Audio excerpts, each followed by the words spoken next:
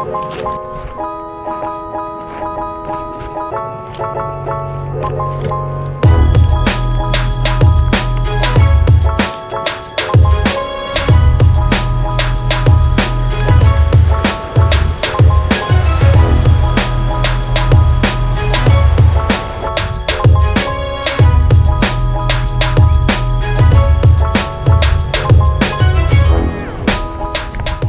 what's up you guys? We're walking to the pavilion because before we get started on episode 20 of Walking and Talking, I want to run you through the Fitbit app and where I stand right now with my steps. So hold on tight, let's get into it real quick, and then we'll get back to our usually scheduled program. Okay, quick Fitbit app update. As you can see, oops, you can't see, this current week, taking about 55,000 steps, and as you can see, I took a little break on Saturday. That was when I saw Endgame, so I wasn't gonna go crazy with it, and then Sunday I actually took my Fitbit off for a while, so you can see it's a little low. But if we go over here to the month, you can see that I've pretty much hit my goal every day, with exception to this day, which is super frustrating. I missed it by like 100 steps. And then these 2 days I took a break. So as you can see, doing really good this month. And if we go to, nope, close, getting there, there we go. This is gonna be my big thing. So since I got this in November, which is right there, I've basically been tracking my steps, not every day, and a lot of days I've been a little lax in how many steps I've taken, but I am damn near 1,000,000 steps. Probably gonna hit 1,000,000 steps this walk, as you can see. And there it is, 1,000,000 steps. All right, throw my phone in my pocket. So, with that 1,000,000 steps done, let's get into our two topics for today, which are taking a break and Avengers Endgame. And obviously, I'll warn you before I get into talking about Avengers Endgame, because not everybody wants spoilers, and I want to respect that. So, without further ado, let's get into it. Taking a break. I think taking a break is one of the most important things you can do with anything. Professional athletes, I feel like, know this better than most others, but especially when you're striving for a goal, a lot of people don't consider that their body needs a break to rest, to recover, rebuild muscle, and come back stronger, both physically and mentally. And I think everybody needs to, not everybody, I feel a lot of people need to take a break, look at themselves in the mirror, and really kind of consider when they're striving for a major goal, what's going to best serve them as a person. Because sometimes stopping for a moment, taking a breath, is going to benefit them in the long run. Perfect example with these steps, as you saw in that little app update. I took a break from paying attention on Saturday, and then I actually took a break from the Fitbit itself on Sunday, just to let my mind kind of come back to a healthy place. And now, today, I feel really good. I'm ready to hit my goal. I'm so excited to be out here walking, and without that quick break, both for my physical body and mental state, I don't think I would have been as energized as I am today. Because I'm out here, I'm excited, really want to see that 10,000 number come up, especially since I just hit that 1,000,000 mark, which I'm still all smiles about. But I think that's testament to taking a break and giving my body and brain just a moment to de-stress, to let all those anxieties, let all those blocks kind of go for a second, and kind of recenter myself. And I think that's extremely important, and I think everybody should take the time for themselves and really take as much time for your mental health as you take for your physical health, because considering how important both are, it's well worth your time. You'll live longer, you'll be happier, your relationships will get better. It's important, and take time for it. So, enough of my PSA BS.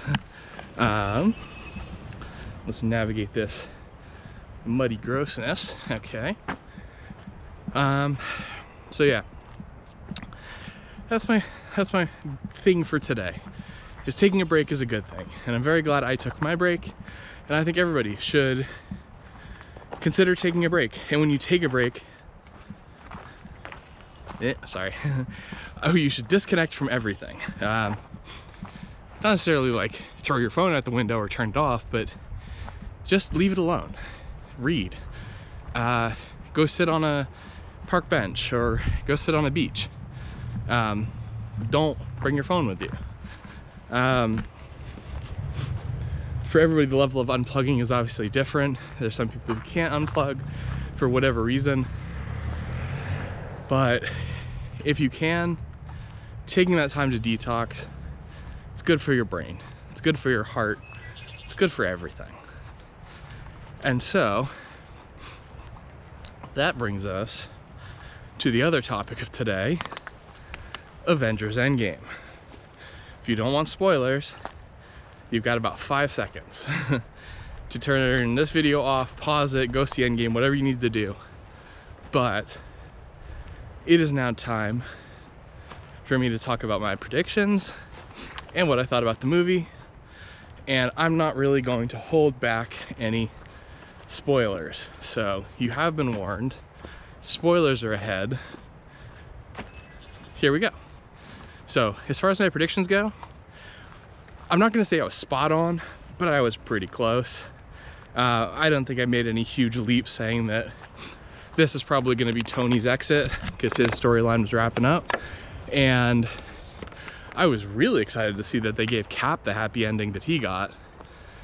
And also I'm really excited that Thor didn't eat it and that we're getting as Guardians of the Galaxy, because that is going to be amazing. I hope. But I'm really excited for it either way.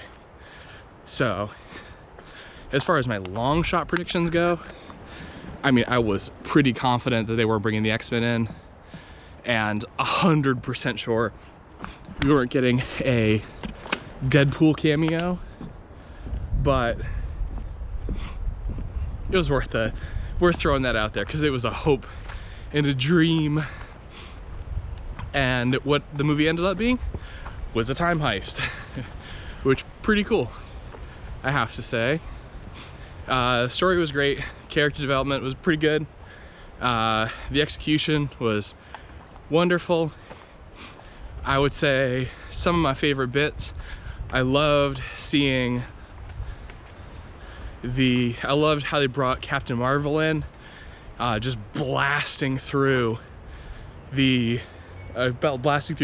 ship. That was pretty rad. And then I did like trying to go all light foot through there because it's all muddy and gross. I did like that they brought together all of the female Avengers and had them kind of have their assemble moment, because Marvel's females in their universe really haven't done that much. Part of that is because the two female characters in the Marvel Cinematic Universe, Captain Marvel and what's her name? Scarlet Witch, they are both extremely overpowered. Basically either or the two of them are the most powerful things in the Marvel Cinematic Universe. And obviously, in the reality of the situation, both should have been able to wipe Thanos off the map easily. But that obviously wouldn't have been good for the story. So I like what they did. It was okay. I could understand some people's complaints with it, feeling a little contrived or something like that, because I mean, I guess it could be, but I really liked it, so I don't care. But yeah, honestly, there's not too much to talk about with it, which is, again, kind of weird. As far as my personal, I don't know what you want to call it, my list of Avengers films, it shakes it up a little bit, because now I would say it's number 1, The Avengers. That didn't change. Number 2 is honestly for me a toss-up between Endgame and Captain Marvel Captain Marvel. I almost did it again. Captain America,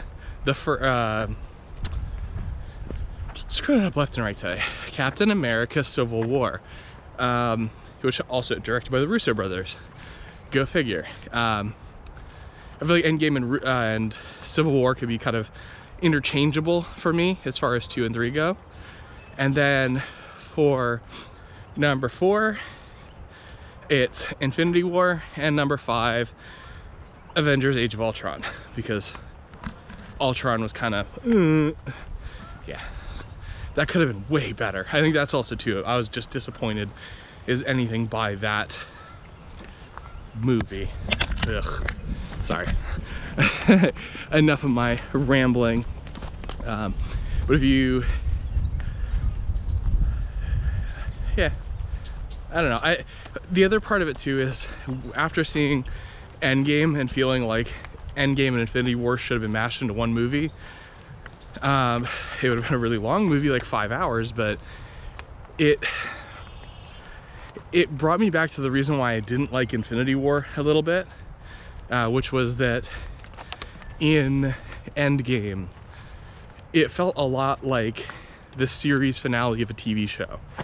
Obviously, it's the highest budget TV show. It's not a bad thing or a criticism, but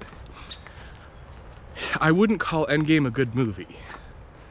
It is a great MCU movie, but when you need 22 movie prerequisite to have that movie make sense, have an impact, all that, it's not a great film, because it's really a great part of a series. And I know I'm probably gonna get a little hate for that, but that's just how I feel about it. I don't feel it was a great film, a great movie, but it was a masterclass for the MCU and a fantastic end to an incredibly long running series.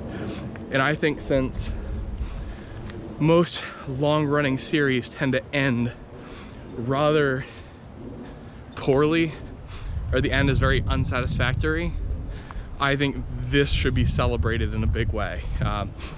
And obviously the box office records that it is just blowing out are testament to how strong the MCU has been, how well they've built out this series, and the excitement that they created with fans and people all over the world. So all in all, I loved it. I can't wait for more of it.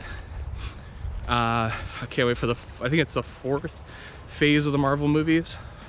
But with all of that talked about, it is time to end today. So I will be back tomorrow. Tomorrow I think I want to talk about video games. I just wasn't ready to talk about games today because I was so excited about hitting 1,000,000 steps.